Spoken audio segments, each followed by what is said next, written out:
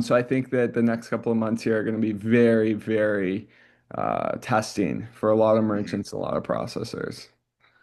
Yeah, for sure. I think there are some processors that definitely stepped up, had a little bit better onboarding process because once April hit, you kind of had this preliminary planning period. And Yep. so some processors really kind of leveled up, took it seriously, had a chance to dig in with some of these higher risk merchants, explain everything, and really what the adjustments which were really around the TC40 inclusion in the metrics. And so um, we've seen a lot of customers recently, especially on my side, where they have no clue. So having to educate and kind of provide them insights, obviously the right fraud tools, and just really things to look after. So um, I think the first thing is like, what is a TC40 and what does this all mean, right? So now you put together a deck and definitely whip through that and kind of just give a high level view and explain. Let's do it. Let's do it. You want me to go ahead and share that over, and we can go ahead and dive into it. Kick this off here. Oh, sounds good to me. All right, let's do it.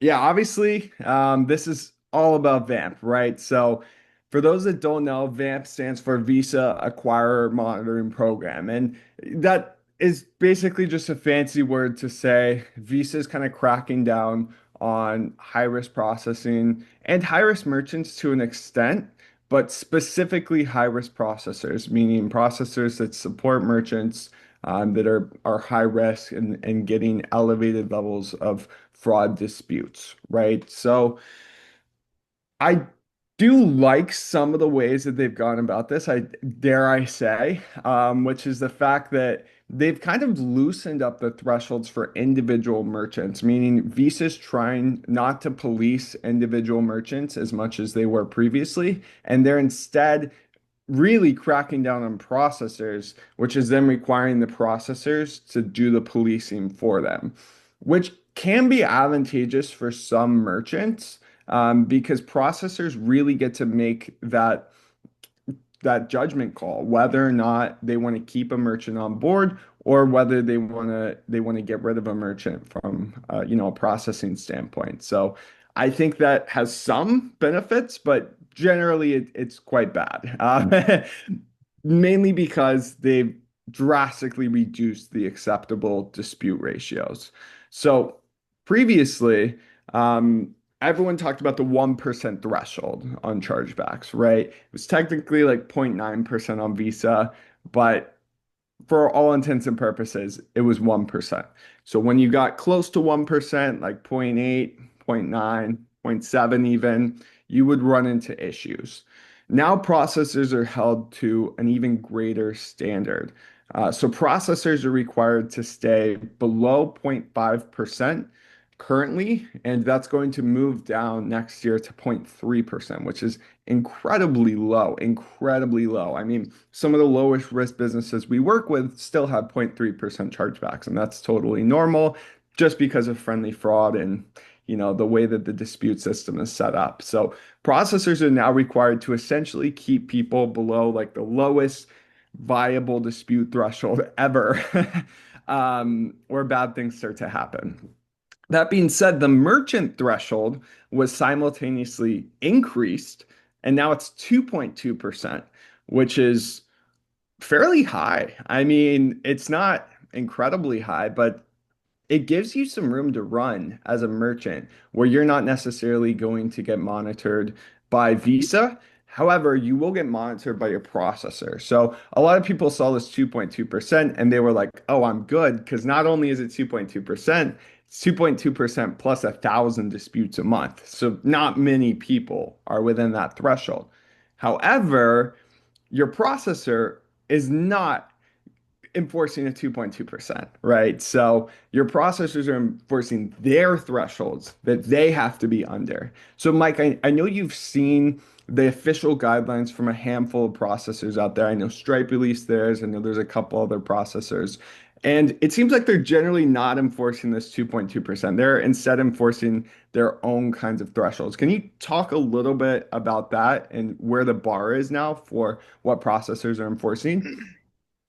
Yeah, so if you look at it, and it's funny, I posted on X, I think it was like 2 weeks ago, Stripe announced kind of like their non-compliant threshold, which was at 0.5%. So I think it's a little deceiving with the new VAMP ratios because the 2.2%, like from the untrained eye, it appears it's higher, right? But it includes TC40s, which are essentially like true fraud, like alerts that are not technically a chargeback. It's something that the issuing banks will receive and can notate. That's also included in your ratio. So in addition, that TC40 can then turn into a chargeback. So if you don't have these alerts installed, it's really, really easy to trick up these numbers. And so the processors are now looking at it from their end. And, I look at it from like when you're looking at a processor or, any ISO that you're working with, right? There's a portfolio mix there, right? And so you have some of these very low risk processors and even acquiring banks like Adyen, for example, they deal with a lot of retail businesses, a lot of like Fortune 500 companies.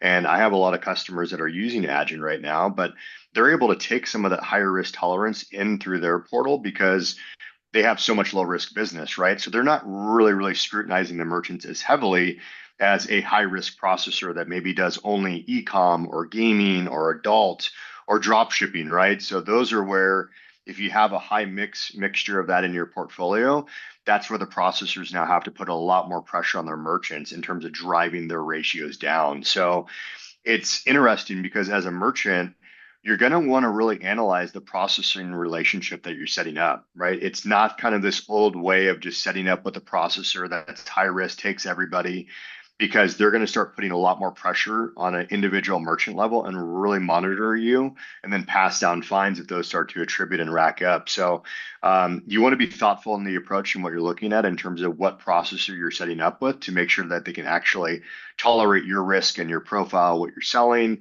and obviously the aggressiveness in terms of like volume of sales and things like that. So it's interesting. Stripe just kind of just announced this a couple weeks ago, where if you're over 0.5%, you're considered excessive or non-compliant. which is absurd. A half a Right. percent is like almost everyone. And I'll Mhm. just kind of add on to what you said with the TC40 and the chargeback thing. So a TC40 is like you said, it's a fraud notice, which is generally going to be the predecessor to a fraud chargeback. It can also get filed without a chargeback, which is concerning, right? But if you are looking at it from a high level, most chargebacks are fraud, and most fraud chargebacks or all fraud chargebacks on Visa have a TC40, which means effectively your ratios just got doubled, right? If you previously had 10 fraud chargebacks and 100 transactions, you have a 10% dispute ratio. If you have 10 chargebacks in the age of VAMP and they're all fraud, you just doubled your ratio. Now it's 20% because you have 10 TC40s and 10 chargebacks. Now, obviously, the chargebacks can be mitigated through different solutions, which we're going to talk about, but the TC40s are in and of themselves there. And that's very concerning for a lot of merchants, which have kind of floated by with RDR and these other types of alert programs Mhm. and didn't really have to worry about their Visa ratios previously. Yeah. And just really quickly here, I also want to talk about the actual financial impact of this. So we've talked a little bit about terminations. I think underwriting is going to get a lot worse as well. So what actually happens if a processor is over the threshold that they're supposed to be over? Right now, it's not on this page, but it's 0.7% through the end of the year. At the end of the year, it's going to drop down to 0.5%. And then it's supposed to drop down even more to 0.3% next April. So right now, if processors are above 0.7%, they're considered excessive. And they essentially get an $8 per violation fee tacked onto every dispute and every TC40, which means they're going to mark that up. It's probably going to be at least $10, as you see on here. Likely some processors are going to use that to make money. They're going to mark it up to 15, 20, $25. And they're going to apply that to every single dispute on the portfolio, which means as a merchant, even if you're the cleanest merchant in the world, you get one chargeback a Mhm. month, you're at like 0.1% VAMP ratio, you're still going to get more fees. Every single person on the processor is going to get more fees. It's not just the excessive merchants, it's every merchant. So VAMP is all about understanding the eggs that you're putting in the basket of your processor and making sure it's the right basket and that you have multiple baskets to choose from Hmm. based on how your processor is going to react to this and frankly just how high risk your processor is because this is definitely more advantageous for the Adyen's of the world, to your point, that have a ton of low risk business to balance out that high risk business. That's not saying it's safe. It's just saying they're going to be less impacted and probably going to freak out a little bit less than some of the other processors out there. Hmm. Yep, exactly. So I just want to talk about what that actually looks like from a ratios perspective. So previously, this is maybe what your setup looked like. If you're using chargeback alerts, you probably have very little Visa chargebacks, right? You're going to have a lot of RDRs, a lot of Ethicas, a lot of CDRNs, and very few chargebacks. Generally, a merchant that would be around 1% without dispute alerts on Visa, it's going to be around, 0.1, 0.2% on Visa, maybe even less than that. And this is what it looks like with VAMP. So unfortunately, alerts aren't typically going to help with the TC40. They are going to help with a chargeback, which means that without alerts, you would get double dinged. You would get dinged for the fraud chargeback and you get dinged for the TC40. However, this is generally what it looks like because most chargebacks are going to be fraudulent. Most chargebacks are going to have a TC40, and that also includes alerts. Most alerts are going to have a TC40, which means even if you still have that same setup on Visa, that same coverage, and very few chargebacks, you are still going to have a lot of TC40s that are going to get filed on the account going alongside those chargebacks because it it's a predecessor to a chargeback, right? A TC40 gets filed prior to the chargeback, which means that chargeback alerts work by intercepting the chargeback after it gets filed. But the TC40 is a completely separate process, and there's currently no types of alerts to intercept that TC40. So, not to make it too complicated, but basically, instead of having this much chargebacks that count against you, you're going to have this much chargebacks to count against you, which is incredibly concerning, obviously. I'm not sure if you had any thoughts, Mike, but I know that for a lot of people, they're very used to having very, very low Visa disputes Hmm. and not really having any issues. More of the issues are on MasterCard. Hmm. But right now, it is subject to change quite dramatically. Yeah. Yeah, I would think before VAMP and in the prior state, like alerts would kind of bail you out a little bit, right? I mean, Yep. you'd be able to enact alerts and then you'd be able to issue the refund automatically in most cases. And then that wouldn't actually impact your processing account. It wouldn't show as a chargeback. But the game has changed, right? I mean, you can't kind of do the old ways of running these super aggressive funnels, like opting people into subscriptions, making things very, very unclear and kind of just moving from one mid to the other, right? You got to look at it from a very customer centric standpoint now because a lot of these TC40s and TC40s are just essentially like true fraud, right? Customer calls in, I have no idea where this charge came from, or your card was hacked or compromised. They are not sure who the merchant was that they interacted with, right? That's just a lot of these too could be they call it friendly fraud, where a merchant just isn't aware, like they forgot the name of the actual website that they made the purchase on, right? So these just happen, right? And they're unnoticed in the prior world because you can just use alerts and you're bailed out. Well, now you have to actually be very conscious of that.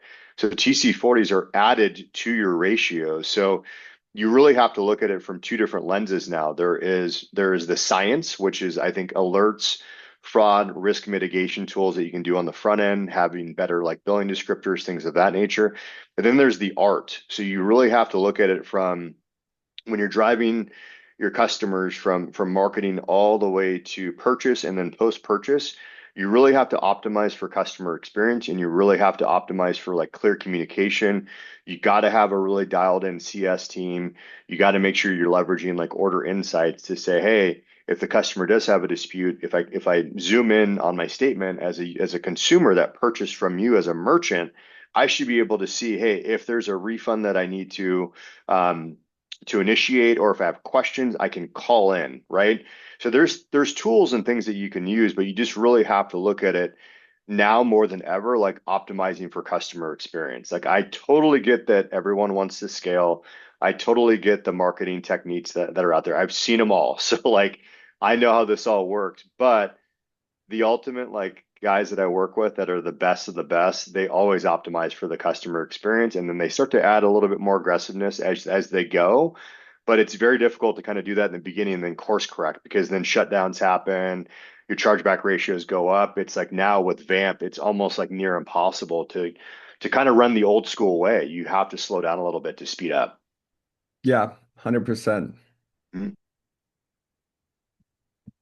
So I do want to talk really quickly. We talked about how most processors don't even show you your VAMP ratio. A lot of processors I've talked to still don't have this figured out, and VAMP went into effect 3 weeks ago. So if you use Disputifier, you can see your VAMP ratios.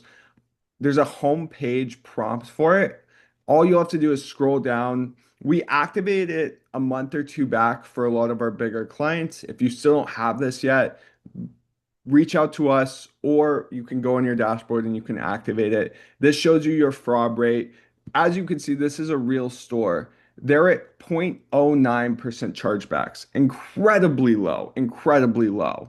Their VAMP ratio is 0.37% this month. So it's a lot higher. Last month they were at 0.04% chargebacks, virtually nothing, but the VAMP ratio was 0.45%. Now, this is still a fairly low risk merchant. They're not in trouble with a 0.3, 0.4% VAMP ratio, but this just shows like their VAMP ratio is 10 times higher than their dispute ratio. 10 times high. That's concerning. And if your dispute rate is not 0.04%, it's obviously even more concerning. So, again, feel free to reach out to me if you don't have VAMP metrics on your dashboard, but it's really important to understand where you're at.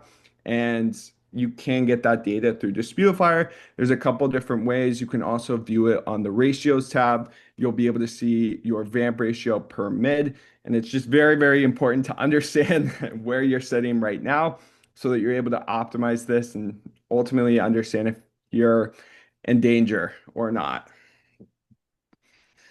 So, what are the overall impacts? Like, I know, Mike, you're saying that people kind of have to clean up their business models and just not run aggressive stuff. But I think a lot of people are probably watching this and they're like, I'm going to try to run my business how it's been profitable. I don't want to change too much. It's Q4. Like, this is not the time to make changes. Maybe next year I can clean up my act.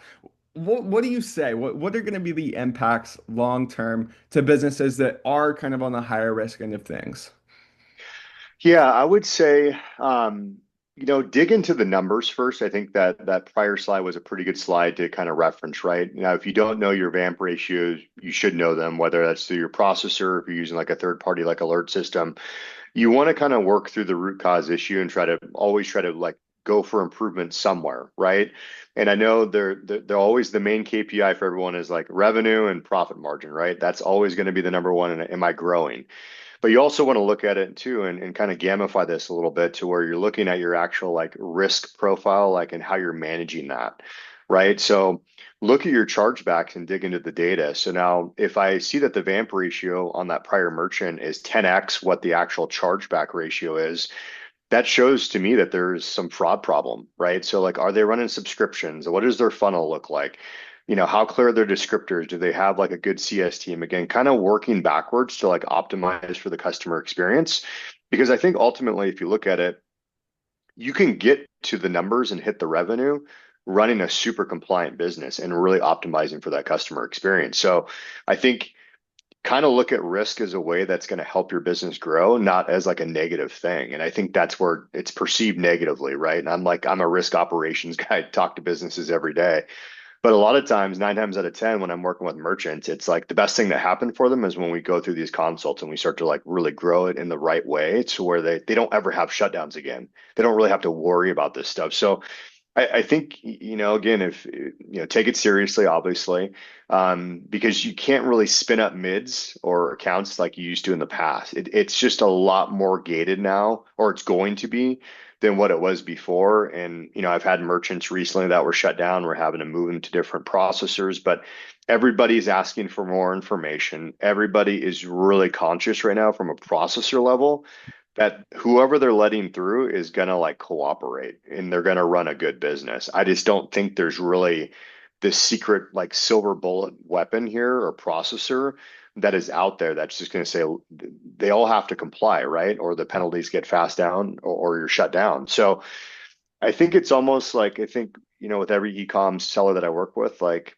it's competitive. They want to hit the revenue numbers, but make a competition with yourself to like manage your risk. I think that's the other part of the business. You can make it fun too. Yeah, 100%. So I've been telling all of our merchants get backups, right? Because you never really know how your processor is going to react. And Mhm. backups or just mids in general are already getting a lot harder to get. What would you say? Let's say I have a business doing 1 million a month. We have one main processor. Dare I say we're on Shopify Payments. Um, what are my next moves to kind of prepare for this, assuming I've done nothing to prep? Maybe I'm not incredibly at risk, but I have a 1% VAMP ratio. What would you say I should do to prepare? Yeah, I always look at the business model and the regions that we're selling in. Like, there's no, again, not like a silver bullet answer here. But if you're using Shopify Payments, right now, and if you're running subscriptions on Shopify Payments, like don't do that. Definitely have like a third party processor, particularly if you're running subscriptions right now. The reason being is that if Shopify holds the account or blocks it, then you lose your tokens, right? So you can't access those subscriptions, and your MRR is like just gone. Um, but if you're just talking from straight sale and just looking at backups, I mean, if you're doing 1 million a month, definitely get at least a couple behind the scenes. I kind of break it into tier one providers and then like high risk providers. So they're kind of like higher level providers that have really healthy authorization rates. You have to do the volume numbers to get there, but you have that security, right? I know Shopify Payments, it's easy, slick, it's got everything out of the box. But you have to remember Shopify is a payments company first. They make a majority of the revenue on payments. So they kind of create this moat around their ecosystem to kind of keep you in, but they also hold the bag for you at the end of the day, right? So you just want to diversify your risk as much as you can. And Yeah, yeah, you may lose some payment methods, but ultimately if you lose your processing account, then having less payment methods is really it's well, what's the point, right? So it's like right, if you can't receive payments at all, then you're dead right. in the water. So Yeah, definitely a couple backups if you're doing 1 million a month. yeah, yeah, 100%. I think there's going to be more of a crackdown in the next couple of months as well because vamp fines haven't even been initiated yet. Basically, October is the first month that they're assessing the fines based on, and those fines are going to get passed down to the processors mid-November, which means right now processors haven't even gotten a bill for vamp violations. And I think once they do, it's going to get even harder from an underwriting standpoint, even harder to get approved to the new processor, and even harder to keep a mid healthy at a Mhm. processor and processing. So I think it's very important now rather than later to get backups, have at least a couple in place. And as you mentioned, if you're running subscriptions on Shopify Payments and you're even remotely high risk, just Mhm. understand that if you get banned, you lose all your subscriptions and there's virtually nothing you can do about it. I haven't seen anyone ever get around that. And that's very, very concerning. So I know some people that have lost quite a lot in subscription revenue through that. So I don't want to see more people have to go through that. So just want to make sure everyone is aware if you Yeah. are falling into that scenario with Shopify payments. Cool. So I don't know why these slides are cut off, but anyway, let's talk about what you can actually do because as we mentioned, there is no silver bullet to VAMP. We're talking about backups, we're talking about alerts, we're talking about a lot of stuff. These are not silver bullets. These are like if shit hits the fan, like you should still be able to run your business type of deal. But let's talk about what you can actually do to get ahead of this, to mitigate your risk as much as possible. And I hate to say it, but I don't have a TC40 alert to sell you. I really wish I did. I truly do. But instead, it's really just about preventing the dispute from being filed in the first place, which goes back to the fundamentals. And I think this is what Visa is trying to do. They realized the alerts were too OP and they realized that there was a lot of fraud that was kind of slipping through unchecked. And now they really want to kind of rein that in and they want to make sure people have the fundamentals down and are providing a good customer experience, which makes sense. We understand it, but there is some changes needed from some merchants. So we talked about subscription. I'm happy to go through this really briefly here, but it's not new stuff, guys. Like this is not like incredibly complex new information. It's like if you have a subscription, make it clear. Someone clicks a box. If they don't click a box, you need to show them in multiple different places on the checkout, on the product page, even in the cart page that they're signed up for a subscription, have some emails that go out. Thanks for signing up. Here's a link to access your portal. Don't hide the cancellation button between Hmm. 17 different clicks. Send out a reminder before you bill someone for a subscription. In that reminder email, talk them through if they need to cancel, if they need to pause, if they need to skip.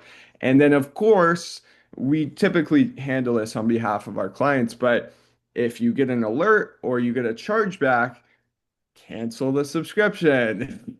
This is very basic stuff, but Mhm. still things a lot of people don't do.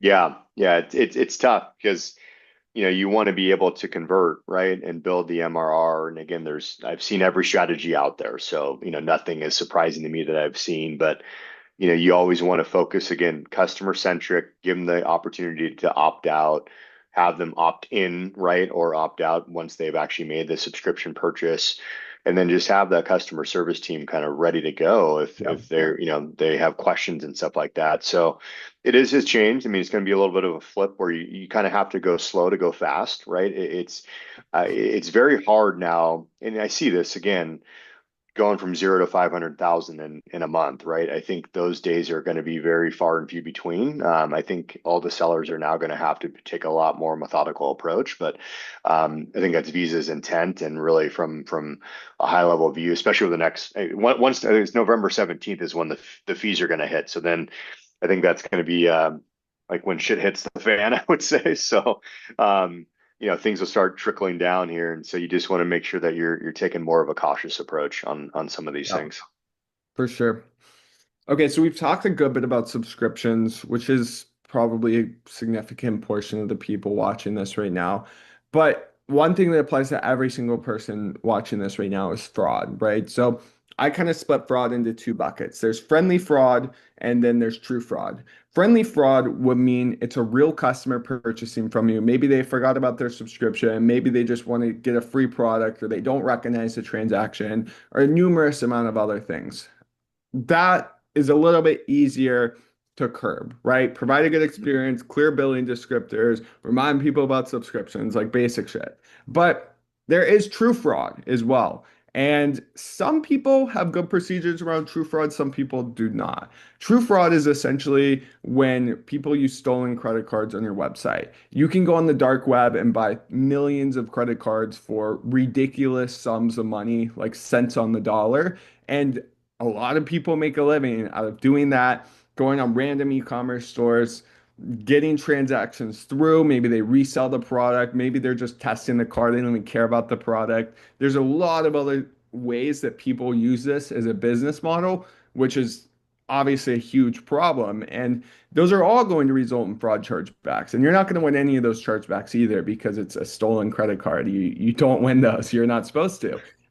So in those cases, it's all about prevention, which means you have to have some sort of analysis system on the orders that's scanning every single transaction that gets placed on your store and looking for any signs of fraud risk. And then you need to make sure, in my opinion, it's a fully automated system that's canceling out the high risk orders because a lot of people like they may get a Shopify fraud analysis, they may use a tool like ours or someone else's, and then they don't really have good procedures in place or like a point man at their company who is looking through all the scanned orders and then canceling the ones that are fraudulent. Or perhaps you want to verify the orders, reach out to the customer, see if it's legit. That's understandable, but you need to make sure you cancel these incredibly quick because typically the TC40s are coming in on the first week after the transaction. The chargeback may have a bit of a delay. Maybe it takes 2 weeks, but on these types of orders, they're quick. They're quick because people obviously like whenever you get your card details stolen, it's only a matter of time before you cancel your card, which is obviously generally a couple of days, a week or two. And whenever you report your card as lost or stolen, every single transaction from that point onwards gets a TC40. So it's very important to take aggressive action on fraudulent orders and cancel these as soon as possible, like day one, really. Ideally, like second one, like just have an automated system in place. We have one at Disputifier that can scan orders, look for signs of fraud risk, and then just get them out because there's enough friendly fraud going on nowadays that you shouldn't have to worry about any of the true fraud impacting your VAMP ratio. Mhm. And then just make sure you're measuring it, basically. So with the TC40 reporting, most processors don't even offer this yet, which is absurd. And not really anyone understands where they're at. So again, if you use Disputifier, you can look at your TC40s and you can measure these over time. And I think it's very, very important because how are you supposed to change anything if you don't know where you're sitting right now? So I think there's a big focus on fraud prevention that again just goes back to the whole central point of for a long time people didn't have to focus on this because they had the alerts and that was kind of just a really easy solution that let them focus on scaling their business and fundamentals like this just kind of got pushed to the side. But that is no longer the case and going into Q4 it's incredibly important to have the fundamentals down so that you don't get screwed because as we all know there's a trend every single year where sales spike up in Q4, they generally drop in Q1, and then you have Q4 chargebacks and Q1 sales, which means your ratios just get skewed way out of proportion. And with VAMP, when your ratios are essentially doubling or tripling or 10xing, as we saw on the other slide, that's not a good situation. So, doing everything you can now to just get the fundamentals down and dialed is going to help you drastically. And obviously in November and December, but truly in January is when I'm most worried. Because also in January, the threshold for processors gets reduced to zero point 0.5, and right now it's 0.7. Yep. So, very, very concerning all around. Mike, any thoughts on the fraud prevention side of things? No, I think you hit on it. I mean, obviously, you want to, if you don't have these processes kind of in place today, or a point person or a robust like front end fraud solution like Disputifier, you definitely want to start implementing that. Again, it's art and science, right? The science is Disputifier, but you also want to have your own internal team kind of managing this process. And then the other thing too is that once November hits, the October data will be available. But if you're a merchant that, let's say, you're over threshold, you'll be on like a 3 month monitoring program, right? So you have to have 3 months of like very clean processing history, and you have to be below the threshold. The other thing too is that the TC40s, they count in calendar months. So one thing I'm trying to let my merchants know about is that obviously with Black Friday here in the US, um, you're going to be pumping a lot of sales that day. That's one of the biggest, sale days out there. Then you have Cyber Monday as well. But you got to be a little careful too, because if you make a lot of sales and you're not really monitoring your fraud, there could be a lot of TC40s that just hit at November, and then it screws up your ratios really bad. So, yeah, I think in addition to what you're saying, it's just put these things in place and start to really put some thought behind it, and then just be wary. Have it ready to go by those kind of like those two key dates as you make sales and kind of go into the holiday season. Absolutely, for sure. Mhm.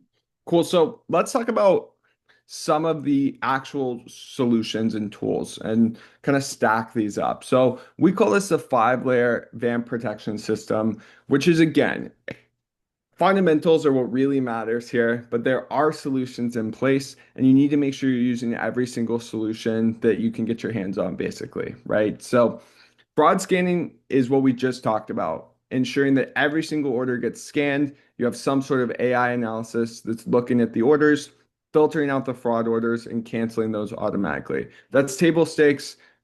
Everyone should be doing that. Absolutely. The next is order insights. So, not many people have used order insights for a very long time, but it's a really great solution, especially for specific types of merchants. Order Insight, we'll show you an example in a moment here, but it's essentially where you can add additional details on a customer's bank account, which is crazy. But if you use Order Insight and a customer signs into their banking app and they see a transaction that they may not recognize or they may not think they authorized, you can add details as well as push people to contact your support. So you can add your phone number, you can add a refund policy, you can add your email, you can add a description of what the charge is, you can add pretty much anything that you would ever want to add into their bank account. And that's essentially going to ideally push them to contact you before they file a dispute. It's a very, very cheap solution. It makes a ton of sense for virtually every merchant, especially subscription merchants. And it really has to be combined with instant support. Otherwise, it's kind of pointless, right? The goal here is in that split-second decision when a customer is thinking about clicking that dispute button, they instead click that phone button and then they call your support. And if you have someone pick up instantly and process a refund or at least explain the charge and what it's for and reassure the customer, you're going to get ahead of those disputes in TC40s, which ultimately is what the only VAMP protection system is about, right? It's not about intercepting it once it's been filed. It's about preventing it from getting filed in the first place through business fundamentals. And Order Insight is a business fundamental that pretty much every merchant, especially subscription merchants, need to be using. Again, we'll show an example in a moment there, but super important. The next part of Order Insight is compelling evidence.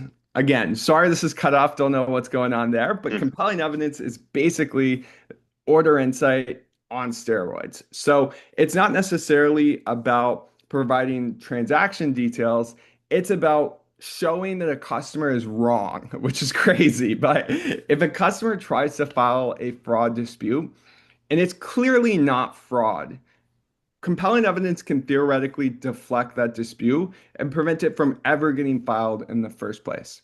How it works is basically you can enroll in compelling evidence through a service like Disputifier, and then when a customer files a fraud dispute on Visa, if you're enrolled in compelling evidence, we essentially get notified instantly, like the second it occurs. And then we have 2 seconds to go query all of your transactions from that customer and provide them back to the customer's bank. And if we're able to provide 2 or more transactions from that customer older than 4 months, 120 days, and those 2 transactions are non-disputed, then we can show like, hey, this customer, they've been buying for years, for months, they've never filed a dispute. Why is this all of a sudden fraud?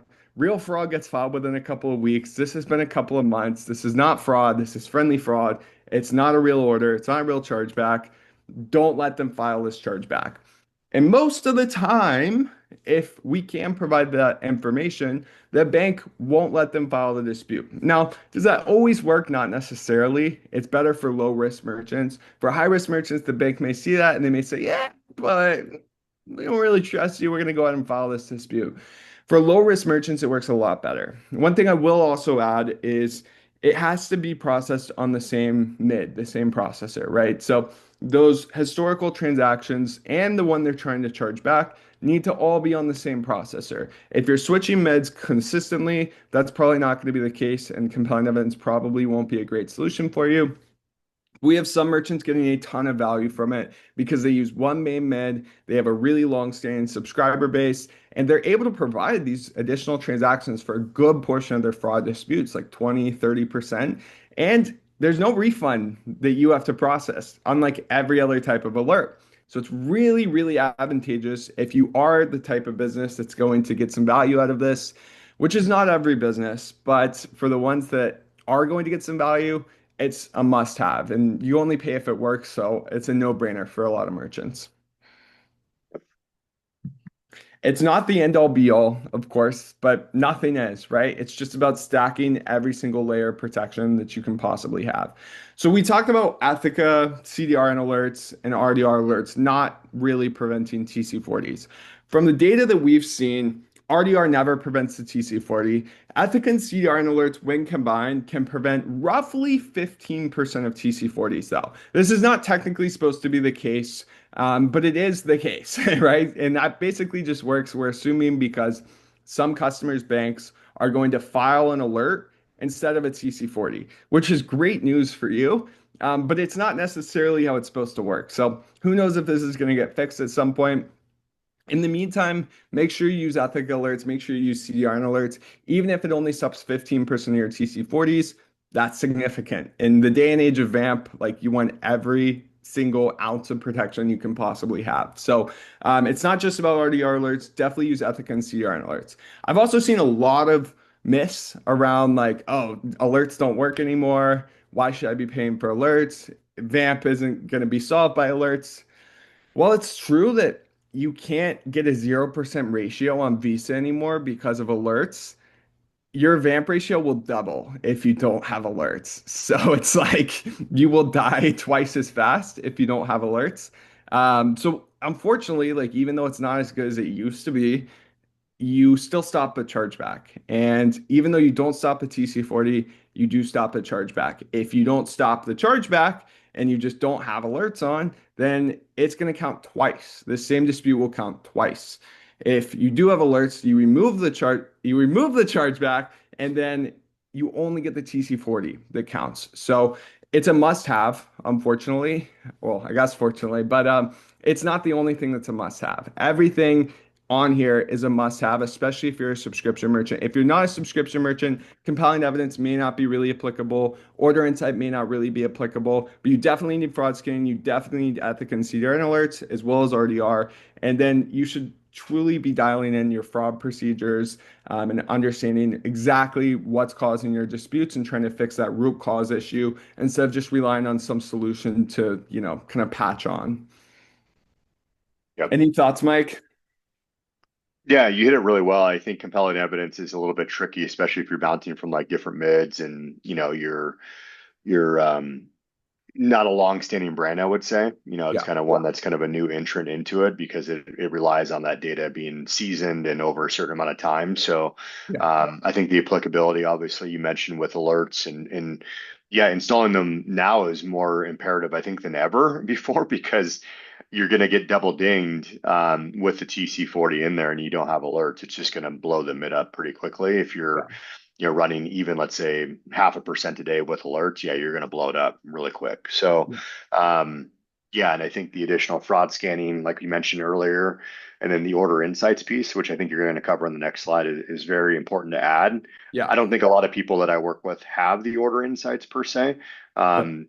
but it's something that we're working on getting a lot of the merchants on this because of the value in it. So Yeah. I think this is really good. Yep. Here's a practical example of order insight for like Disputifier. If we were signed up for order insight, instead of just seeing this charge on your card, you'd be able to click into this. And obviously, I don't know about you guys, but when I go on my bank and I want to dispute something, I have to click the transaction anyway. So it's essentially when you click the transaction, showing a ton of additional details on the merchant. As you can see, there's like the phone number, there's the URL, there's the legal name, and then you can add all these customizable descriptions. So some merchants will just put like exactly what they do, like we're Nike, we sell athletic apparel, or they'll explain the charge. This subscription charge is Nike Plus, blah, blah, blah. Here's what it gets you. Or they'll just use this to tell people to contact their support instead of explaining what they are, the charge, whatever. They'll just say, contact this number for an immediate refund and really, really just try to push people towards contacting their support. which is generally the way that you're going to prevent the dispute, right? If a customer has problems, if they have issues, they want to talk to someone, this is about making sure they talk to you instead of talking to some representative at their bank and then getting their money back and, you get a TC40 in a dispute. And that's obviously what we're trying to avoid here. But again, this should be combined with instant customer support. You can use agencies if you don't have enough call volume in order to, have your own internal employees here. I highly, highly, highly recommend if you're doing above maybe 500K a month, have some sort of person who's going to pick up a phone number instantly and help sway the customer not to dispute a transaction. This also depends on the demographics you sell to. If you sell to, let's say, like Gen Z, you could potentially have something in your description that says call or text the number above, and you could offer SMS support as well, because most Gen Z people, they don't like to call, and most banks don't require that you call to open a dispute anymore. You can just do it on the app. So just make it as easy as possible for people to contact you and get instant support, including subscription cancellations and refunds. This is the presentation we had. I want to dive into the QA side of things right now. I'm going to go ahead and open that up. If you have any questions, now is the time. And really appreciate you guys hanging around. Hopefully, this was valuable and you got some good information from it.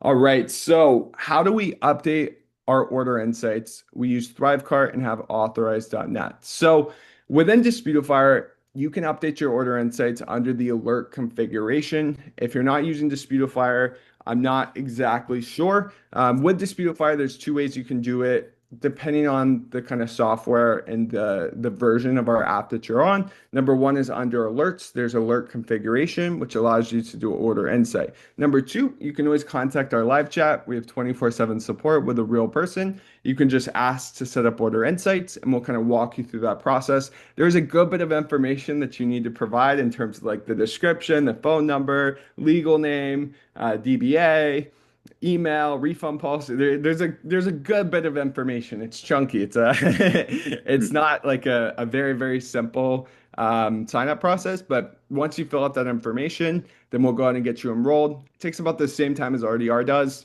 So about typically 3 to 5 business days, sometimes slightly longer.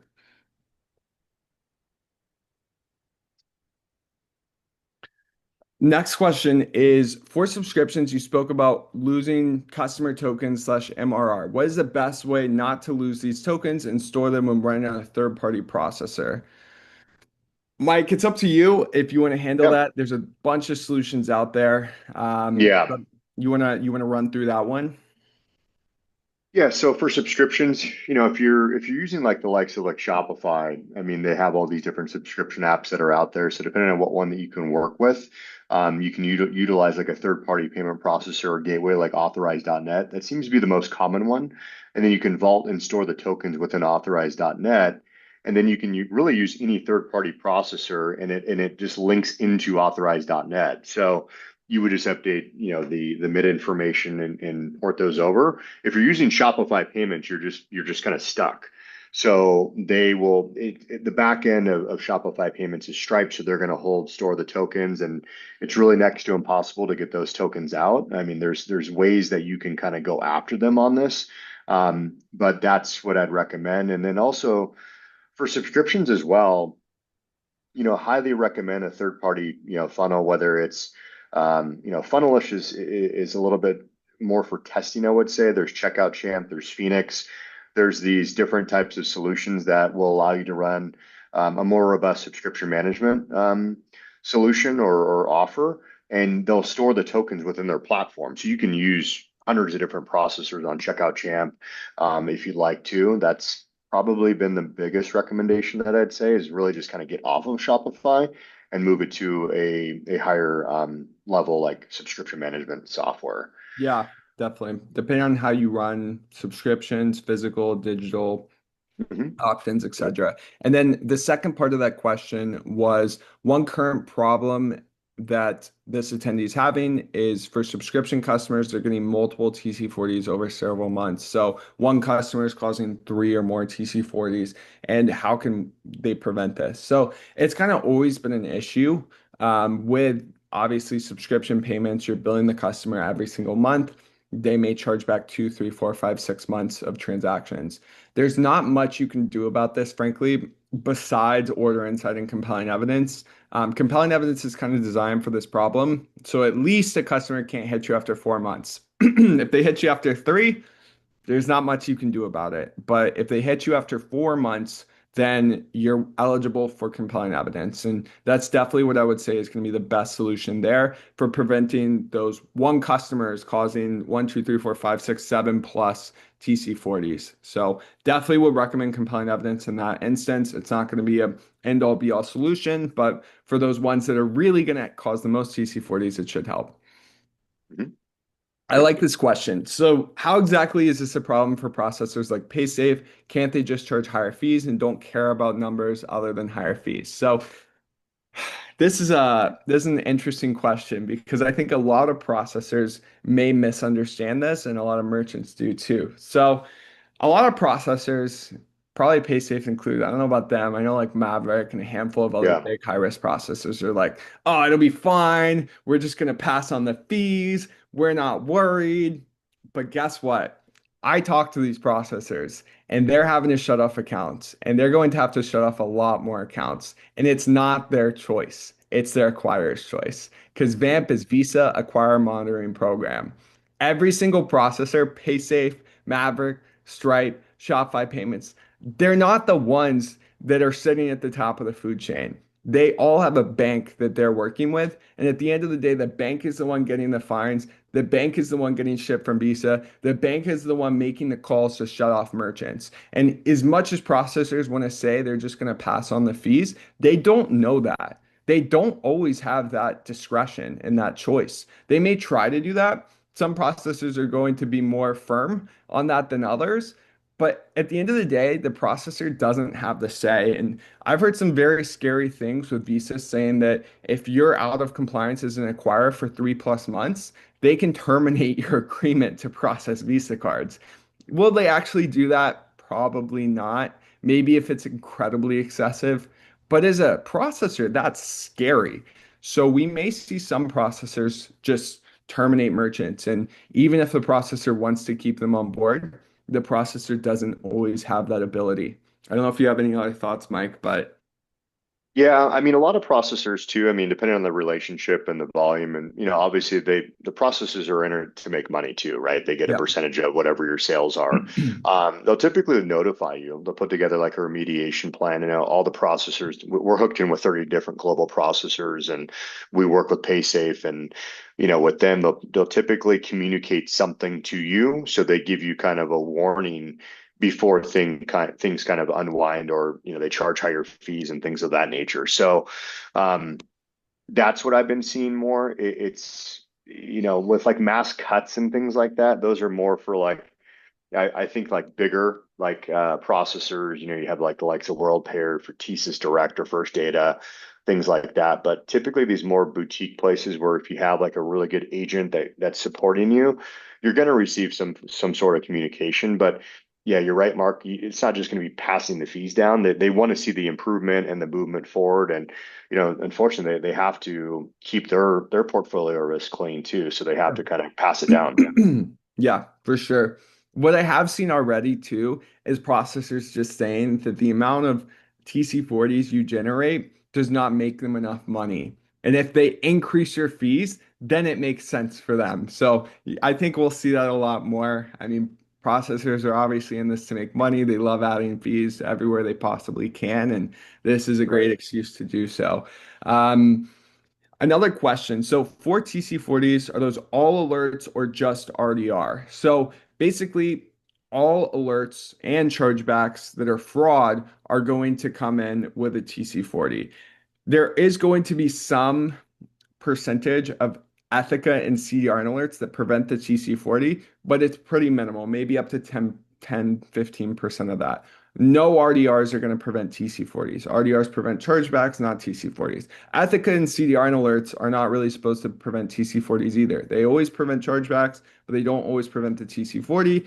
It may prevent a little bit of them though, maybe 10 to 15%, a lot more than RDR does, being at 0%. So again, this is only for disputes filed under the fraud reason. So all alerts have a reason that they were filed, and most of them are fraud. Like I think 70 to 80% of the chargebacks we do are fraud. So in general, 70 to 80% of those alerts and those chargebacks are going to have a TC40 attached to them.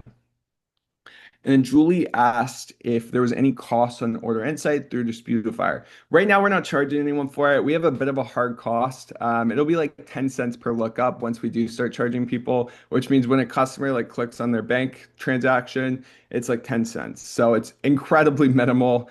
And it's not a big cost. We don't have much of a hard cost, so we're just doing it for free right now, and then we'll eventually charge like a 10-cent fee per lookup. So it's very, very, very minimal. And there will be a recording to this. We'll distribute it and we'll email this to every single person who attended and probably post it on social media and stuff too. Hmm. Someone asked, I use Checkout Champ, but are the tokens not stored on the mid? They're stored on Checkout Champ. That's correct. Mike, Hmm. correct me if I'm wrong. The subscription tokens are stored on your subscription platform in the case of Checkout Champ. So you can move those from mid to mid, and that's kind of the whole point of Checkout Champ. Hmm. Yep. They're just going to trigger, basically checkout champs is going to trigger the processor to run the transaction every time there's a recurrence of that billing. Yep. And then someone else asked another question along the same lines. If your subs are vaulted on authorized.net with a native Shopify checkout, can you still move them to a third-party checkout software? Have you ever done this, Mike? With I'm assuming, yeah, native Shopify checkout, a token migration, yeah, because basically the tokens are just going to be within the authorized.net portal with the processor, and yeah, you'll be able to move those over Mhm. to a third party Versus checkout. Shopify Payments, in Right, which case those are stuck on Shopify, and there's pretty much nothing you can do about that, from right, my knowledge. exactly. Someone Hmm. said, how do you see the future situation with Airwallex payments to know if I should look for alternatives? Mike, you're a big Airwallex guy. Do you want to kind of Yeah, handle this? I don't know if you've seen anything recently. yeah, it's very unique, right? I mean, the whole landscape is changing, and I kind of bucket Airwallex as like I don't know, it's almost like a Stripe again in a way. They have obviously the global account feature and things like that. It depends on the region, right? So if you're looking at it from like the Hong Kong setups to Europe, UK, and then US, Hong Kong is very, very different right now in terms of the environment, who they're willing to accept and kind of retain. The US is tougher to get approved. I mean, I think all around it's tougher to get approved. So I just think Hong Kong, there's kind of like a big de-risking going on over there. And I speak to Airwallex all the time. The US teams seem to be a little bit more accepting. They are getting away from just traditional like clothing drop shipping merchants. They really are just kind of moving away from that stuff. So it depends on the industry and the vertical. There's a lot of things that I can kind of say about Airwallex. They've been a great partner to us, and they're very communicative. But I have seen that they are pivoting away from like the old model of like drop shipping and clothing and things like that, because those Yeah, seem to be very hard to be successful in. You rarely see long great term. clothing drop shippers nowadays. Right. Yeah. Yeah, absolutely. Really good points. I think in general, no matter who you use, have a backup if you're even like slightly risky. Um, Mhm. Another question, why this is a good one. Why is Visa being so extremely strict and not realistic, like 0.5%? Great question. Theoretically, having talked to people at Visa, they say that Visa Risk brought in a lot of new team members that had no idea how anything was going, and they wanted to make their mark, basically. So this was their way of doing it. I think there's a really good chance that this blows up in their face. I think it already has. That's why they've changed it 3 times. Why they're being so unrealistic, who's to say? From my understanding, they brought in a lot of new people that maybe didn't get the industry and wanted to shake some things up. So it's hard to say. I mean, obviously, it's a crackdown on high risk processors, but the thought behind that is TBD. Whether it's a they're just trying to make money, which they will make a ton of money in fines, whether it's they're trying to, clean up processing and eliminate fraud. That's what they say for sure. I think it's a double whammy for them, but Visa's Visa. It's hard to say exactly, but I think there's a lot of factors that go into it.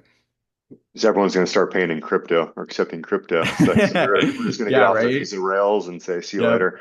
Yep. So, Yep. For sure. Incentivize them, a 5% discount with crypto or something, or even pay by bank, I think is going to be really advantageous here, not to mention MasterCard. All right. Can you please repeat the VAMP ratio that we should stay under below?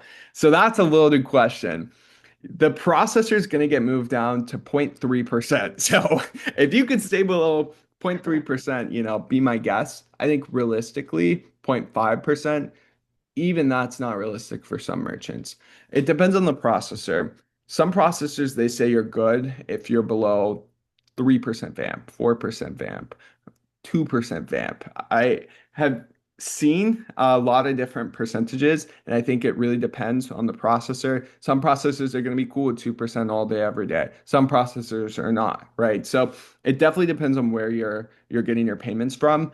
I think in general, if you want to be as clean as possible and you always want to be below your processor thresholds, obviously like stay below 0.3%, but that's probably not going to happen for a lot of merchants. So I would say in general, if you could stay below 1% VAMP ratio, you should be okay. I'm not saying you're going to be okay everywhere, but you should be okay at least with some higher risk processors that have the tolerance for it.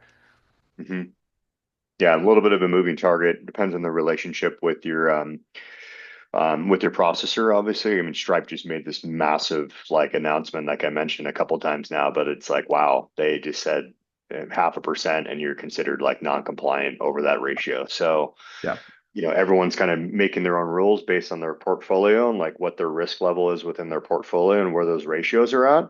And then they're just kind of like making a number based off of that. So again, processors that kind of have a lot of low risk merchants and don't really have a problem with VAMP are able to kind of be more tolerant. Ones that have a lot of high risk merchants on their portfolio are going to be less tolerant. So it's a little bit different, but like as Mark said, whether it's below 1% or even 0.75%, I mean, you kind of want to look at it from that angle.